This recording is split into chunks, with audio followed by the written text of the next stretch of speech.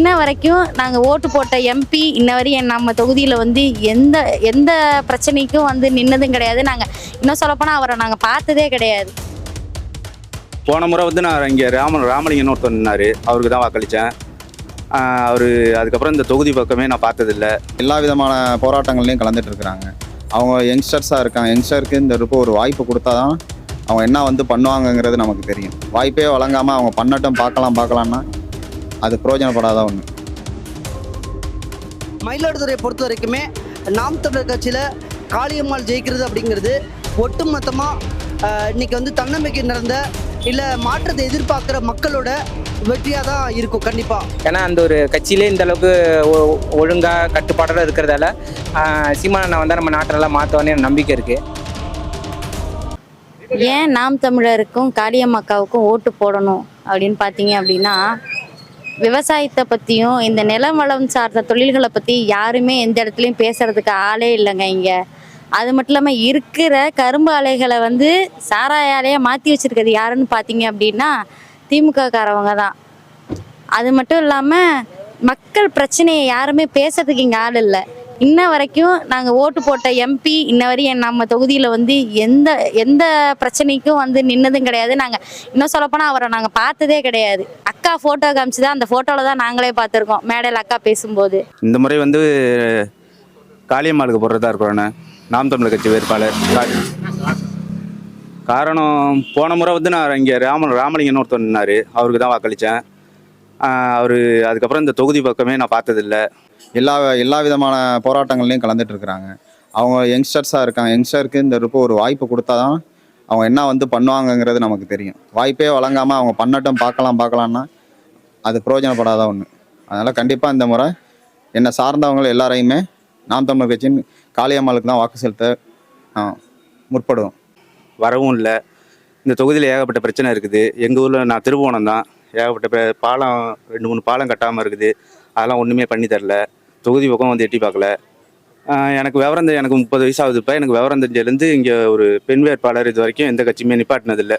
எனக்கு விவரம் தெரிஞ்சதுலேருந்து அதுக்கப்புறம் முதல் முறையாக நாம் தமிழர் கட்சி தான் ஒரு பெண் வேட்பாளரை நிப்பாட்டியிருக்காங்க. அதனால் ஒரு வாய்ப்பு தருவோன்ட்டு. அவங்க சொல்கிற கொள்கைகள் நம்மளுக்கு ரொம்ப பிடிச்சிருக்குண்ணே. நான் இந்த இடம் வந்து நாம் தமிழர் கட்சி போடலான்னு இருக்கேங்கண்ணா.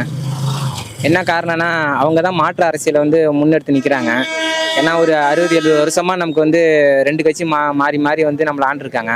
இது வரைக்கும் நமக்கு எதாவது நடந்திருக்குன்னு பார்த்தா இது வரைக்கும் ஒன்றும் நடக்கலை. ரெண்டாவது, நம்மள்ட்ட வந்து ரொம்ப பின்தங்கி இருக்குதுன்னு பார்த்தீங்கன்னா, இந்த மது வந்து ரொம்ப நம்ம நாட்டை வந்து ரொம்ப சீர்கழியாக ஆக்கியிருக்கு. அண்ணன் வந்த உடனே தான் சொல்கிறாங்க நான் மது ஒழிப்பேன்னு சொல்லியிருக்காங்க. ஏன்னா அதுக்கான ஒரு முன்னெடுப்பாக அவங்க கட்சியிலேயே அண்ணன் செஞ்சுருக்காங்க. நான் கேள்விப்பட்டேன். என் ஃப்ரெண்டோட ஒரு கட்சியில் இருக்கார். என்னென்னா, ஒரு நாள் எனக்கு கூட்டத்துக்கு ஆச்சரிய போனார். அப்போ போகும்போது அந்த இடத்துலேருந்து ஒரு சிகரெட்டு இல்லை ஒரு தண்ணி பாட்டிலோ அதாவது மதுவோ பாட்டிலோ எங்கேயோ கடந்து நான் பார்த்ததே இல்லை. அதேமாரி க்ளீன் பண்ணும்போது எல்லாமே அந்த கட்சிக்காரங்களே க்ளீன் பண்ணி நல்லா நீட்டாக வச்சுருந்தாங்க. அது ஒரு காரணம் இந்த கட்சி எனக்கு வந்து ஓட்டு போகிறதுக்கு மெயின் ரீசனு. முக்கியமாக நாம் தமிழர் கட்சியோட கொள்கை ரொம்ப பிடிச்சிருக்கு. அது ஒன்று.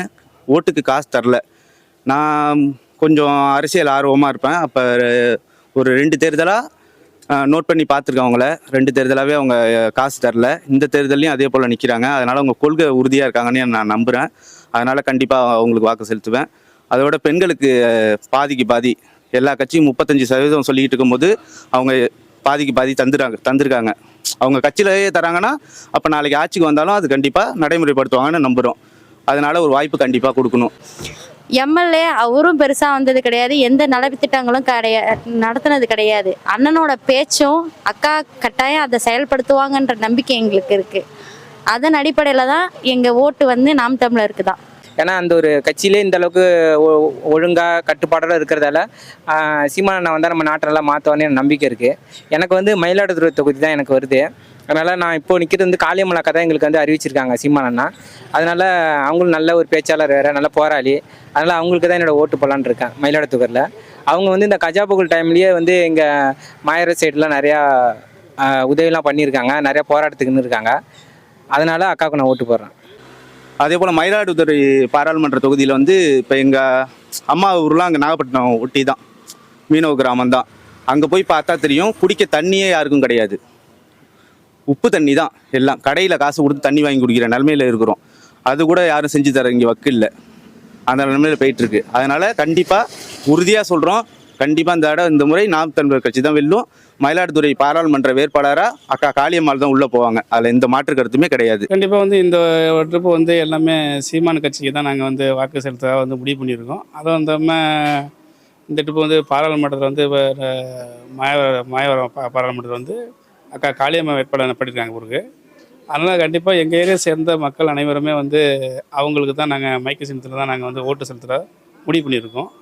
என்ன காரணம்னு கேட்டிங்கன்னா வந்து நிறையா சொல்லலாம். அதெல்லாம் காரணம் நிறையா சொல்லலாம். நம்ம யூடியூப்பை திறந்தாலே கொள்ளை மணல் அடிக்கிறானுங்க, கொள்ளடிக்கிறானுங்க, ஏரியை வெட்டுறானுங்க, ஒன்றுமே இல்லாத இப்போ எல்லாமே கனிமவனம் எல்லாமே இதாக போயிட்டுருக்கு. அதனால் சீமான் கொள்கை எங்களுக்கு பிடித்து போய் யூடியூப்பில் டிவியில் எல்லாத்தையும் நாங்கள் பார்த்துக்கிட்டு இருக்கோம். அதன் முன்னெடுத்து தான் நாங்கள் வந்து சிறப்பாக அந்த ட்ரிப்பு வாய்ப்பு கொடுப்போம் அப்படின்னு சொல்லி காளியம்மாவுக்கு வாக்கு செலுத்தலாம் நாங்கள் முடிவு பண்ணியிருக்கோம். நாம் தமிழர் கட்சியின் காளியம்மாள் அவர்களுக்கு தான். ஏன்னா அவங்க 15 ஆண்டுகளுக்கு மேலே களத்தில் நிற்கிறாங்க. ரெண்டாவது சிறந்த கள போராளி. அவங்க முன்னெடுக்காத போராட்டங்கள் இல்லை. நான் மயிலாடுதுறை பொறுத்த வரைக்கும் வேட்பாளர் காளியம்மாள் இருக்காங்க. இவங்க வந்து பார்த்திங்க அப்படின்னா படிச்சிருக்காங்க. இன்றைக்கி வந்து எல்லா குடும்பத்திலுமே படித்து முடித்தோன்னா வேலைக்கு போகணும், குடும்பத்தை காப்பாற்றணும்னு நினச்சி தான் படிச்சிருப்பாங்க.